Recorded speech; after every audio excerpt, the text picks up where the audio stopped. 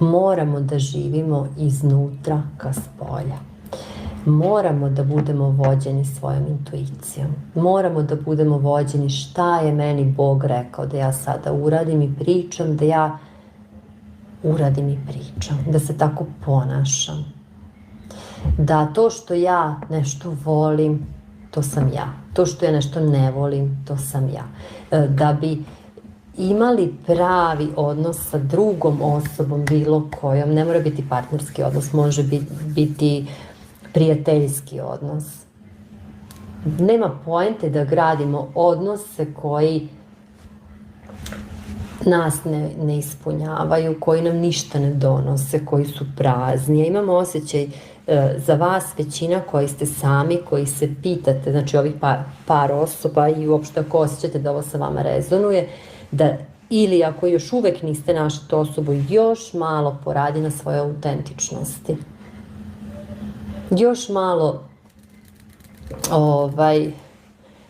malo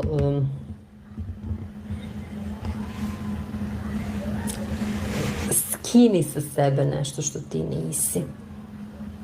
Da bi te ta tvoja osoba mogla prepoznati, moraš se pokazati ko si. Moraš otići na to neko mesto koje voliš, da bi možda sreo tu osobu. Moraš biti ko jesi. Ovde se savjetuje rad na autentičnosti, da bi se manifestovao partner.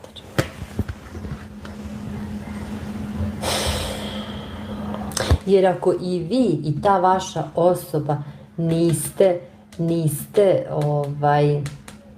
autentični, vi se ne možete prepoznati, onda vi izgledate kao svako drugi, oblačite se kao svako drugi, uklapate se u masu. Ovde je potrebno baš silazak u sebe i autentičnost. Reći ko sam, pa da bi se stvari menjale, da bi se stvari pokrenule. Ako volim da nosim ne znam, crvenu kosu, zelenu kosu, ovakvu haljinu, da idem tamo, da slušam takvu muziku, radite to.